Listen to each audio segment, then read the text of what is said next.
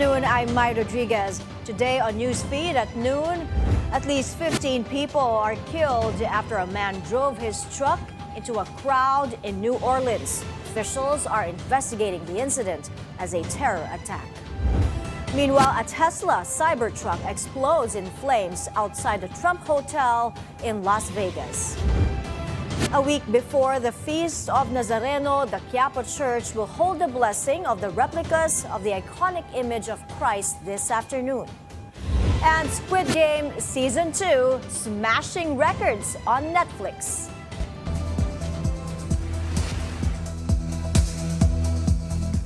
Thanks for joining us. We begin with what U.S. officials believe is a terror attack in the Louisiana city of New Orleans. At least 15 people were killed and more than 30 were injured after a man drove his truck into a crowd on New Year's Day.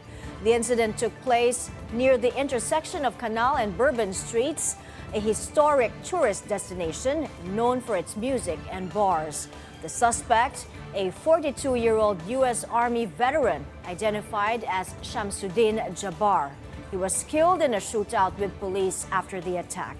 Authorities say an ISIS flag, weapons, and a potential explosive device were found in his rented vehicle. Police vow to capture any accomplices. Officials in Louisiana admit security lapses prior to Wednesday's attack. They say security barriers were being replaced before the incident, but a stopgap plan did not work.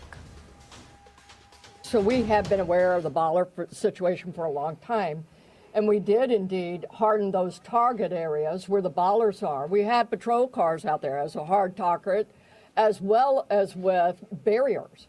Now, I want to share with y'all, if you did not know, that this particular terrorist drove around onto the sidewalk and got around the hard target, where he did have a car there. We had barriers there, we had officers there, and they still got around.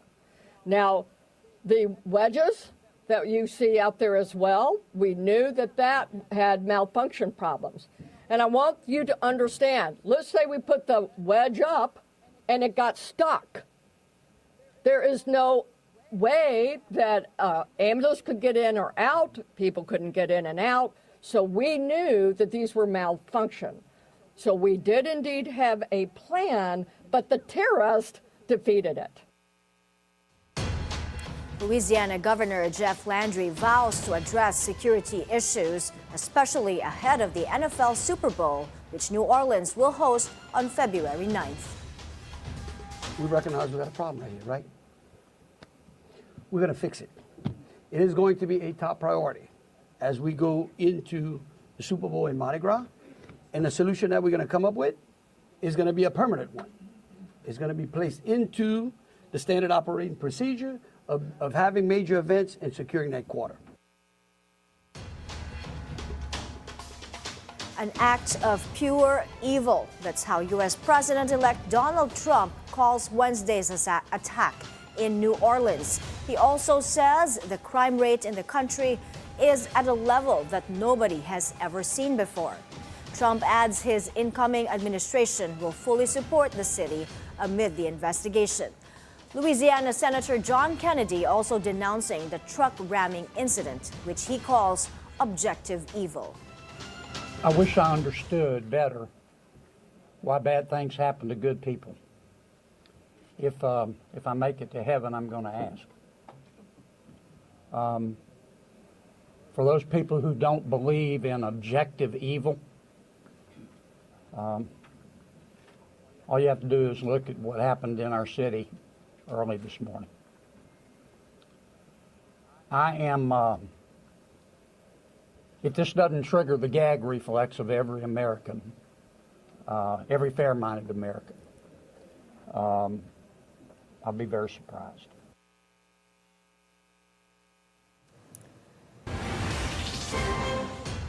In another deadly incident in the U.S. on Wednesday, a Tesla Cybertruck exploded in flames outside the Trump Hotel in Las Vegas. A person was found dead inside the vehicle, while 7 other people sustained injuries.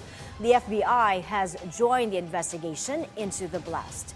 Tesla CEO and billionaire Elon Musk says they have confirmed that the explosion was caused by very large fireworks and/or a bomb carried in the bed of the Cybertruck. He adds the incident is unrelated to the vehicle itself. Musk also believes the blast was an act of terrorism.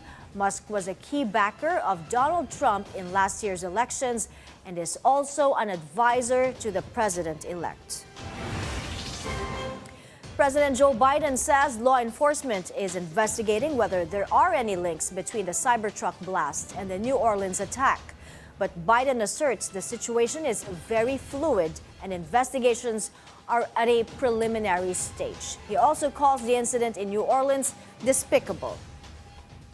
To all the families of those who are killed, to all those who are injured, to all the people of New Orleans who are grieving today, I want you to know I grieve with you.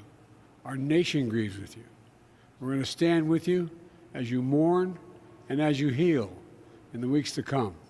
I've directed my team to make sure every resource is made available to federal, state, and local law enforcement to complete the investigation in New Orleans quickly and to make sure there is no remaining threat to the American people. And we'll support the people of New Orleans as they begin the hard work of healing. New Orleans is a place unlike any other place in the world. It's a city full of charm and joy. So many people around the world love New Orleans because of its history, its culture, and above all, its people. So I know, while this person committed a terrible assault on the city, the spirit of our New Orleans will never, never, never be defeated. It always will shine forth. We've seen that time and time again throughout its history, and I know we'll see it again in the days and weeks ahead. May God bless the people of New Orleans. May God bless our police and our first responders. May God protect our troops, and we'll keep you fully, contemporaneously informed. Thank you. In other news, President-elect Donald Trump confirms he will attend the state funeral of former President Jimmy Carter. This puts an end to speculations on whether he will show up to pay respects for a predecessor that he often criticized. Trump once called Carter the worst U.S. president ever. Carter died Sunday at his home in Plains, Georgia. He was 100. He will be honored in a state funeral on January 9 in Washington, D.C.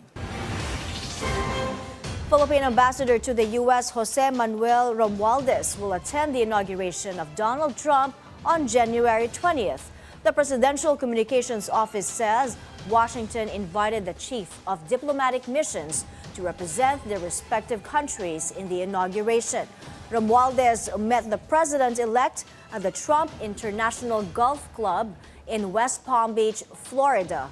Romualdez says he congratulated Trump and is looking forward to working again with the incoming administration. A week before the Feast of Nazareno, the Quiapo Church will hold this afternoon the annual blessing of the replicas of the iconic image of Christ. Hannah T is monitoring developments there, and she joins us now for an update. Hannah, go ahead.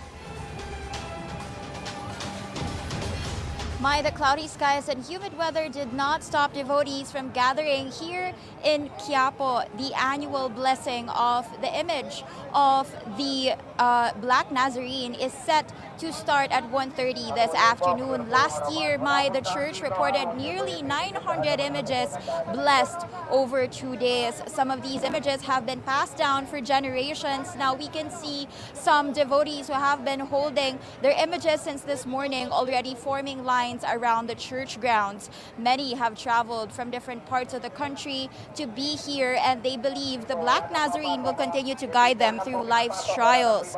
The ceremony will be led by the priests of Quiapo Church. Holy water will be sprinkled on the replicas and banners as a sign of purification and blessing. This event, as in previous years, is expected to draw large crowds, and the Manila LGU has already deployed personnel to manage the flow of people as well as vehicles. Mai? Hannah, it looks like the crowd has been waiting for this procession for a while. What else can devotees look forward to in the coming days? Starting today, devotees can expect a series of masses that will be held almost every hour from here on, leading up to the January 9 feast day. This includes the first Friday masses tomorrow, January 3, which will run from early morning until the evening. On January 6, the mass for volunteers will be held at 6 p.m. at the Querido Grandstand. Following that, the iconic Pahalik veneration will take place from January 7 to 9, giving devotees a chance to pray closely to the image of the Black Nazarene. On January 8, a band parade and evening prayer vigil will mark the final preparations. Then finally, on January 9, the festivities reach their peak with the midnight Misa Mayor and, of course, the much-anticipated Traslacion procession. Back to you, Mai. Thank you, Hannah T. reporting live from Quiapo, Manila. The Philippine National Police says one is reported dead from firecrackers. More than 1,000 cases of using or selling illegal fireworks were also reported, with 73 arrests. Almost 600,000 illegal firecrackers amounting to 4 million pesos have been confiscated. Additionally, 21 people were arrested for indiscriminate firing of guns, including an officer of the Bureau of Corrections and a police officer. There were 3 reported injuries from stray bullets. We're taking a break. Still to come, a Rolex stolen from the LA home of Keanu Reeves turns up in Chile. That and more when Newsfeed at Noon returns. Stay with us.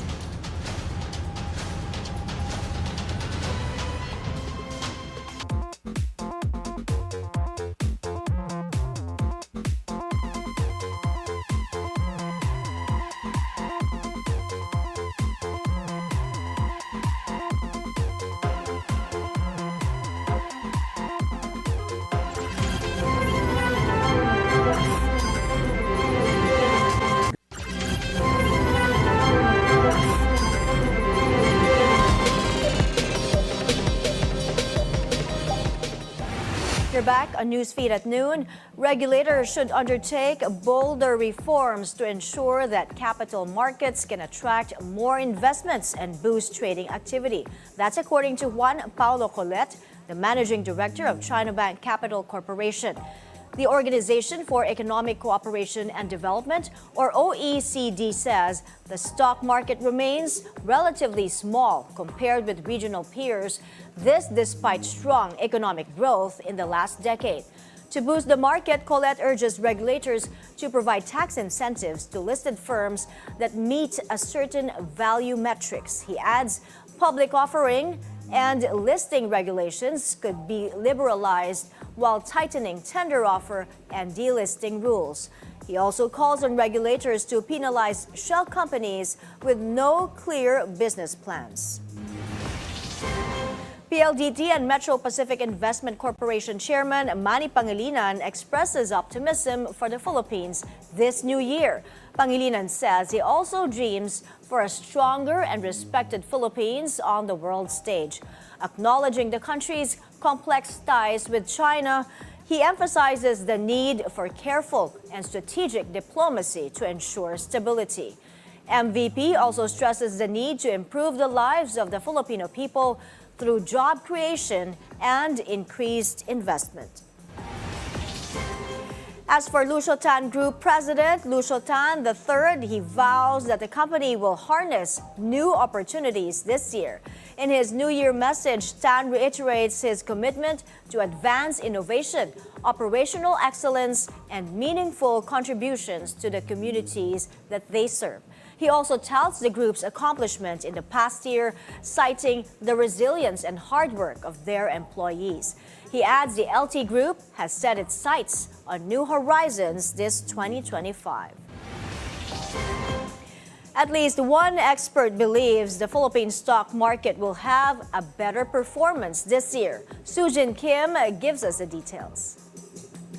Amid concerns over global and local economies, some stock market analysts remain optimistic about the Philippine Stock Exchange Index for 2025. According to a report from a stock brokerage firm, The PSEI could possibly return to the 7,000 level this year, even 8,000 and 9,000 as best-case scenarios. The PSEI closed 2024 at 6,528, 1.2% higher than 2023's performance. It's very early in the year. There's so many other factors we have to look at. But what we want investors to be is ready. So if interest rates fall to a certain level, then dapat ready tayo to go. If earnings go to a certain level, then ready tayo to go. No? So in fact, I think yung 8,000 number na yan is, I believe we're looking at around 5.5% interest rate and around 2.5% and a 2.5% EPS growth. Yung 9,000, that's probably tougher. But, we have our good, better, best scenario. Luna Apsis research also expects sectors such as financials and consumer goods to deliver promising outcomes this year. So for 2025, we like domestic demand as a theme. So obviously there are a lot of uncertainties we're facing entering 2025. We're only less than a day into 2025. Marami pang pwedeng mangyari. But we have to remember that the Philippines is still expected to grow at a pace of anywhere from 5.5 to 6+% full year. And we expect this to be bolstered in large part by the consumer space. Specifically, we are entering a midterm election season. So talagang the domestic demand space will really be lifted. No? Among the top entry points recommended by Diaz are Aboitiz Equity Ventures and Union Bank. We like AEV. So AEV is a well-diversified conglomerate. No? And it services many key sectors of the economy. Union Bank just completed and consolidated the acquisition of the consumer side of Citibank. So that's poised to now start contributing in 2025. Coca-Cola, we're expecting it to increase contribution into AEV. Of course, it's an election year. There's a lot of soft drinks that's going to be handed around and purchased. Diaz also highlighted Converge, which is well-positioned to capitalize on increased broadband demand during the midterm elections. However, investors are urged to remain cautious as market volatility persists, driven by geopolitical tensions and ongoing fluctuations in interest rates. When asked about strategies for high-net-worth individuals and Bilyonarios, Luna Securities President Francis Diaz recommended focusing on stock picking for now. He emphasized that their priority remains on secular picks over index names. Sujin Kim, Bilyonaryo News Channel. An analyst warns high rice prices are still an inflation risk. According to Diwa Gunigundo of Global Source Partners, the monetary policy will not be enough to address the issue. Gunigundo notes the central bank's monetary board has raised its risk-adjusted inflation forecasts for 2025 and 2026 due to expectations of higher domestic food prices. He adds the Agriculture Department's plan to declare a food emergency this year to help control prices raises questions on the government's ability to ensure sufficient rice supply.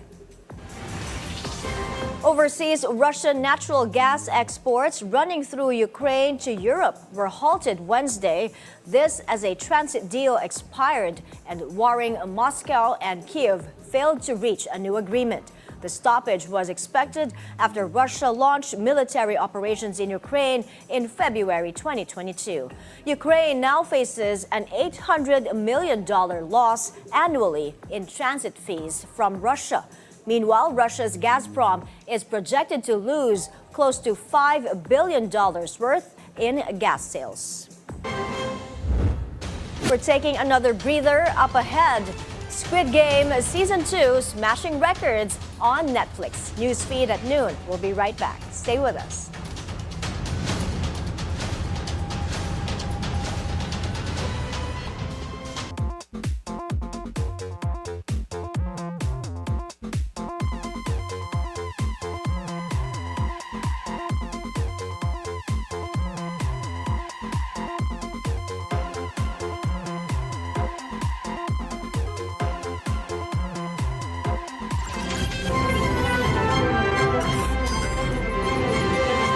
This is The Scorecard, where you score the latest sports news and in-depth views. I'm Anton Rojas. Philippine football team reaches their first ASEAN Cup semi since 2018. Vienna's vision emphasizes self-sufficiency and empowerment through education. Bianca Bustamante, the Filipina driving phenom, transitioning from the F4 car to a GT3 beast. Filipino billiards masters redefining legacy. The Scorecard, where sports is our business and business is our sport, on the Bilyonaryo News Channel. It has no authorization. We hope and pray that it will not. Thanks for having me here. An orchestrated By myself, basically. We always say that.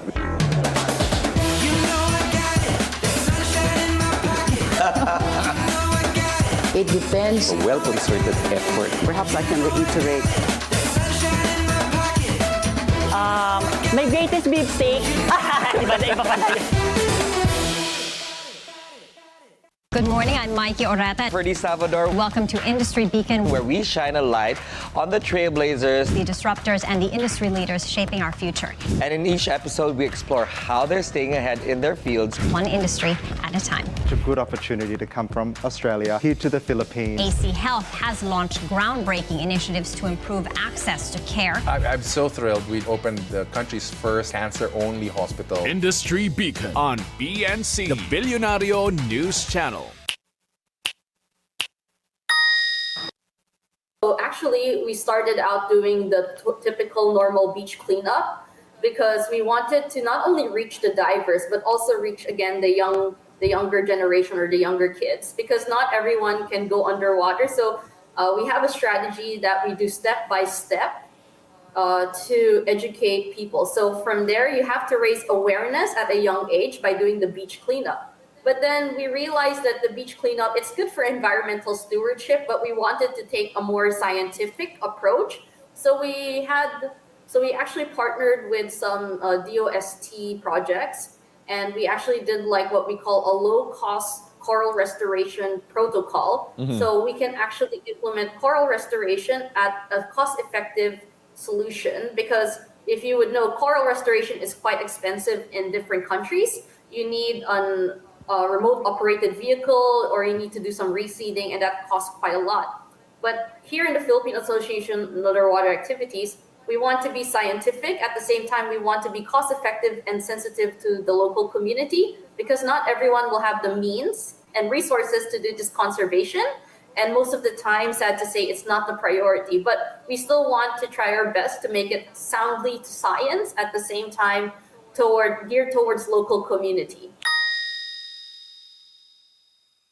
Good morning, I'm Mikey Oreta, and you're watching Basis Points, where we dive deep into the numbers and the stories that drive our economy and shape our world. Stay ahead of the curve with the latest on financial dynamics. The Philippines' trade deficit hits its highest level in over 2 years. The Philippine stock market continues to plummet. The Philippine Economic Zone Authority is on track. Join us as we delve into the evolving economic landscape.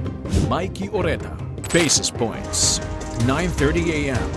Only on BNC, the Bilyonaryo News Channel. The questions. Why sounds very serious, Seryoso, but watch no? it. Di ba parang, crime, may away pamilya, etc. The issues. Who are supposed to be on the faces of our bank, of our money? Bangko Sentral, no? There is a numismatic committee who meets and decides.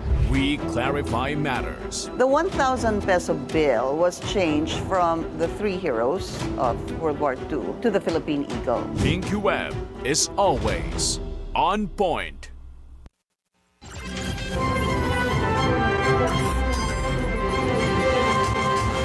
Welcome back to Newsfeed at noon. Again, the headlines. At least 15 people are killed after a man drove his truck into a crowd in New Orleans. Officials are investigating the incident as a terror attack. Meanwhile, a Tesla Cybertruck explodes in flames outside the Trump Hotel in Las Vegas. A week before the Feast of the Nazareno, the Quiapo Church will hold the blessing of the replicas of the iconic image of Christ this afternoon. And Squid Game Season 2, smashing records on Netflix. The Education Department plans to work with the Budget and Finance Departments to find more funding for its programs. This is in light of the agency's 12 billion peso budget cut. Education Secretary Sunny Angara says DepEd programs can still get funding through what he calls interagency cooperation. He also affirms the education sector remains the top priority of the Marcos administration. President Bongbong Marcos signed the 2025 General Appropriations Act last Monday, but he failed to restore the DepEd budget cut approved by Congress. President Bongbong Marcos embarked on back-to-back trips in 2024 as part of the administration's commitment to promote the Philippines as an investment destination. Pierre Pastor gives us a review of this and his SONA promises, as well as political controversies that rocked the past year. President Bongbong Marcos' term as the President of the Philippines is on its midway point. A significant feature of his administration is his travels abroad from 2022 to 2024. These foreign trips claim to have returned more than $72.18 billion, or approximately 4.2 trillion pesos in pledged investments. However, the Department of Trade and Industry reported this year that 14 billion pesos of the more than $72 billion has been actualized investments. The DTI confirms this through a data saying the figures represented the consolidated and processed investments covering 148 projects. Kami po, hindi lang po ang presidente, even the economic managers, if you will notice po, we have been going out of the country to present po the Philippines as an investment hub po. So, I think yung expenses po ng travel, as long as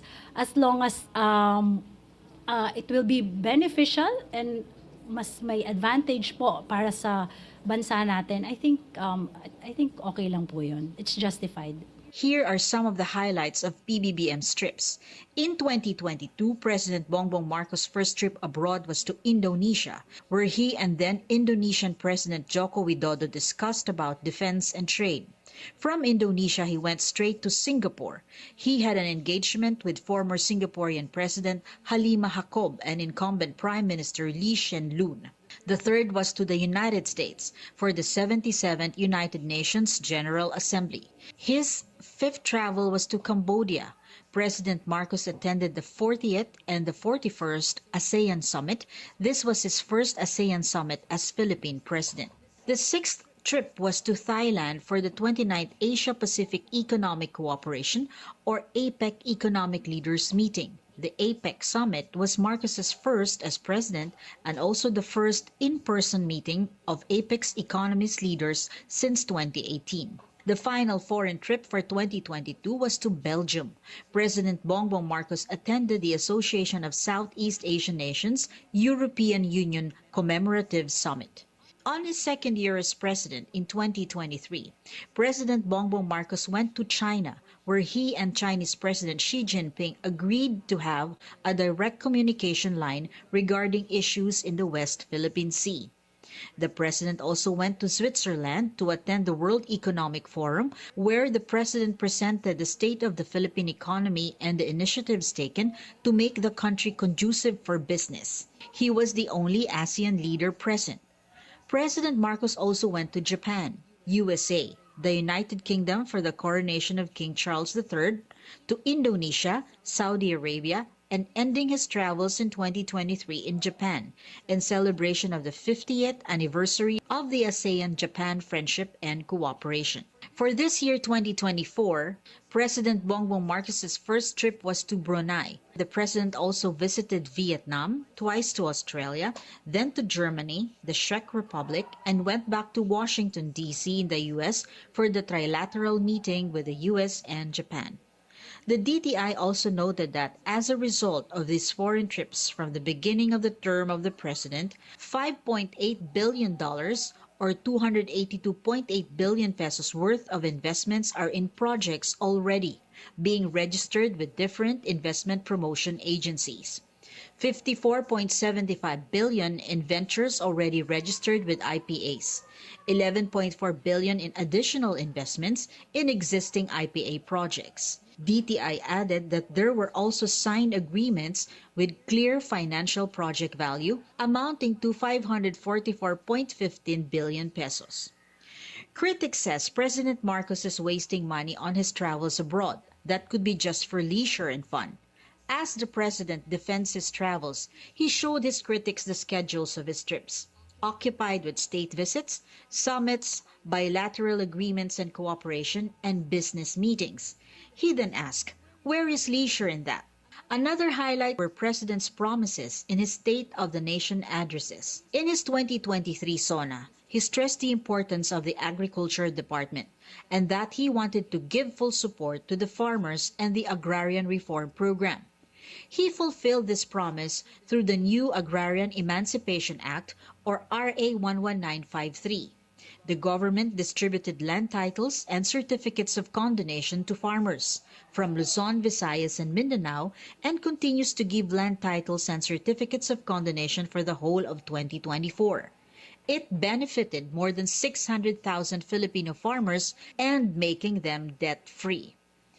Another emphasis of the SONA was on infrastructure projects dubbed as the Build Better More. 194 infrastructure projects were lined up, including some of the biggest and ongoing projects such as the North-South Commuter Railway System, which began construction in 2019.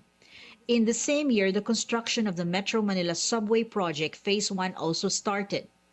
Additionally, the LRT Line 1 Cavite Extension Project began in 2019, with Phase 1 completed and officially opened in November this year, opening 5 stations. In his 2024 SONA, President Marcos reiterated his strong support for the Agriculture Department to ensure food security. For the Department of Education, support for teachers, completion of farm-to-market roads, more Kadiwa centers, climate change adaptation, addressing power shortages, addressing the West Philippine Sea issue, and the total ban of Pogo in the country.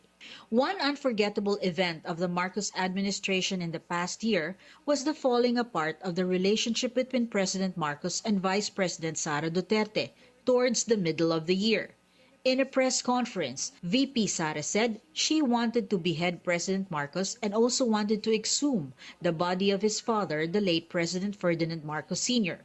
It went even more sour by the last quarter of the year, to a point that the Vice President threatened to have President Marcos, First Lady Liza, and House Speaker Martin Romualdez killed if something happens to her. May kinausap na ako na tao. Sinabi ko sa kanya, kapag pinatay ako, patayin mo si BBM, si Liza Araneta, at si Martin Romualdez. No joke.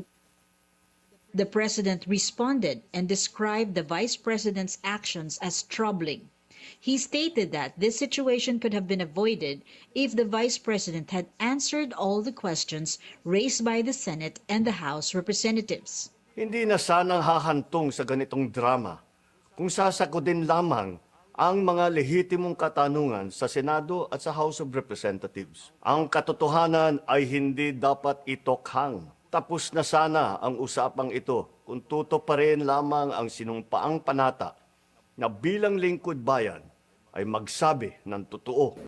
Towards the end of the year, the Marcos administration facilitated the repatriation of OFW and drug trafficking convict Mary Jane Veloso.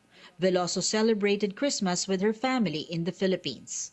As the year came to a close, the first family kicked off the Christmas celebration and opened the Malacañang Palace gates to the public once again, allowing people to enjoy the Yuletide season in a different way.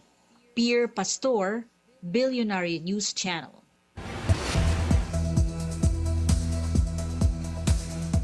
Going back to our top story, the carnage in New Orleans. Law enforcement out in full force following the deadly truck ramming on New Year's Day. Police are searching for the possible accomplices of the suspect who may have been involved in placing explosives across the city. The Sugar Bowl, a classic college football game played in New Orleans every New Year's Day, was also postponed until Thursday night. At least 15 were killed and 30 more injured in what authorities believe was a terror attack in the city. In Montenegro, at least 10 people were killed after a gunman opened fire at a restaurant. Among the fatalities, 2 children. Officials say a suspect shot himself in the head when he was cornered by the police. The motive of the attack remains unclear. Meantime, the government declared 3 days of national mourning for the victims. South Korea is sending the flight data recorder of the doomed Jeju Air Flight 2216 to the United States for analysis. This is part of the investigation into Seoul's worst aviation disaster in history. Of the 181 people on board, only 2 survived when the plane from Thailand crash-landed and burst into flames at Muan International Airport on December 29. 한미 합동조사팀이 공항 내 임시 본부를 마련하고 The team has determined it was not possible to extract its contents from the damaged flight data recorder in South Korea, so it has agreed to send it to the United States in cooperation with the U.S. National Transportation Safety Board. Data from the cockpit voice recorder have already been extracted, hopefully to offer clues on what led to the tragedy.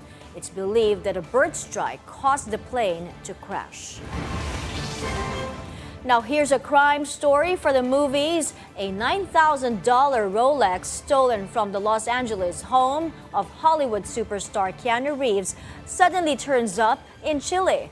The Rolex Submariner was engraved with the words John Wick 5. Authorities in Chile said it was recovered during a police operation in Santiago. In pesos, the classic timepiece is worth about $500,000. It was reportedly stolen in December 2023. Chilean authorities are in talks with Los Angeles police on how to return the watch to the actor. After the break, the harassment row between Blake Lively and Justin Baldoni heats up as the two file new lawsuits. Stay with Newsfeed at noon.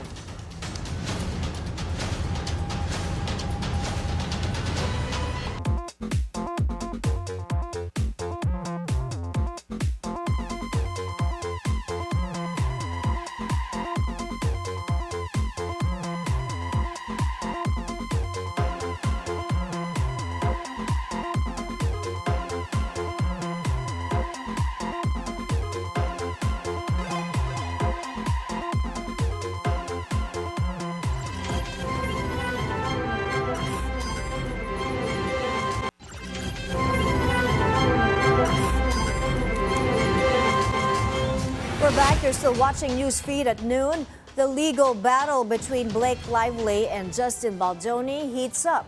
Lively filed a new lawsuit in New York against the actor and his publicity team, alleging sexual harassment on the set of the film It Ends With Us. She also noted an alleged scheme to destroy her reputation. Baldoni, who also directed the film, meanwhile, sued the New York Times for $250 million for reporting Lively's legal complaint. He's accusing journalists of working with the actress to damage his reputation. The newspaper has denied Baldoni's allegations, adding the story was meticulously and responsibly reported. Squid Game Season 2 smashing records on Netflix. It's now #1 in 92 countries and territories, according to the streaming giant.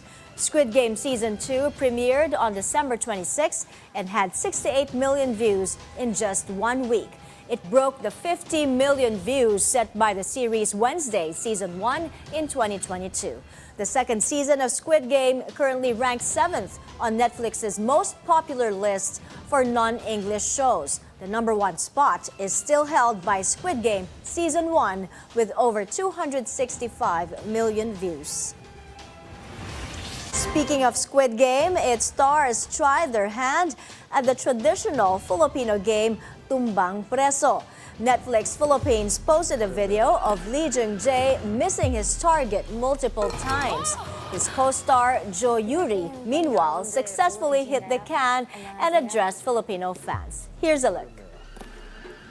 프레소, 필리핀 게임인데요. 필리핀 팬 여러분들 보고 계신가요? 안녕하세요. 슬리퍼를 던져 원 밖으로 밀어내면 통과. 의외로 좀 간단한데요?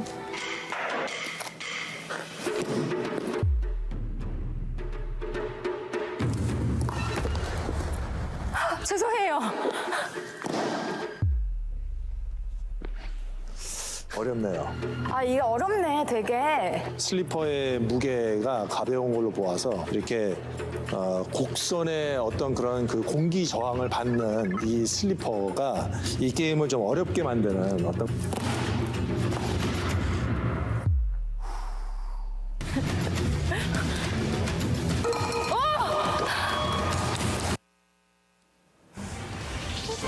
Glad nobody got killed that time. So that quickly went viral with over 18 million views at the moment.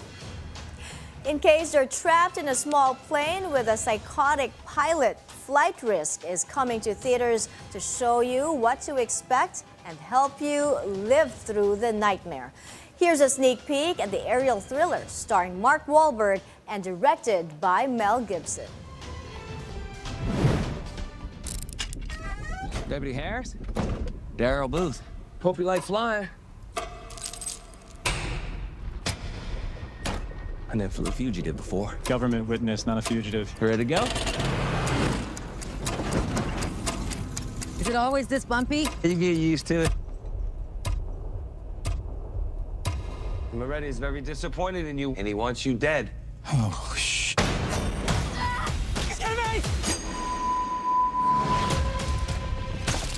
Mayday, mayday. We've been compromised. Tell me how to fly this thing. Pay attention. That's the good part. Damn it! I'm gonna enjoy this. You ever see a face turn this color before? Huh? I'm gonna tear you apart. Y'all need a pilot? Flight Risk. Only in theaters January 24th.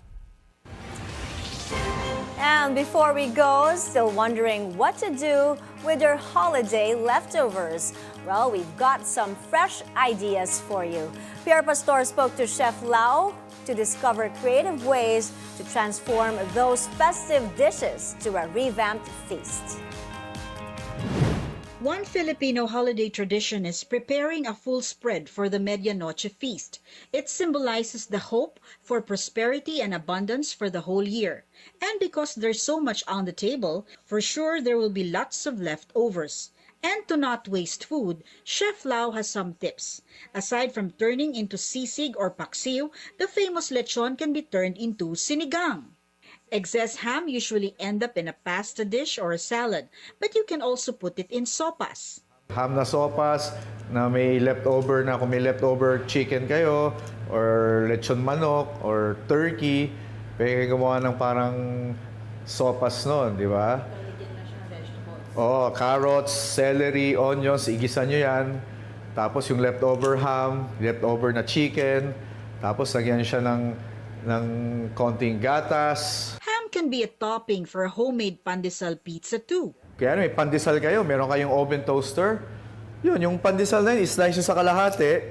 Lagay kayo ng konting tomato sauce, ketchup, or ano. Lagyan nyo dun yung mga leftover ham. Lagyan nyo ng grated cheese, quick melt. Lagay nyo sa oven toaster hanggang maging malutong yung bread nyo. O may instant pizza na kayo nun. Grilled fish like tuna or blue marlin can be made into a sandwich spread or a salad ingredient. Ang maganda gawin sa grilled tuna, yung laman niya, i-flakes mo siya, haluan mo siya ng konting mayonnaise, konting, kung meron kang mustard, mag-chop ka ng sibuyas na pino, ihalo mo yon, magandang tuna sandwich na yon.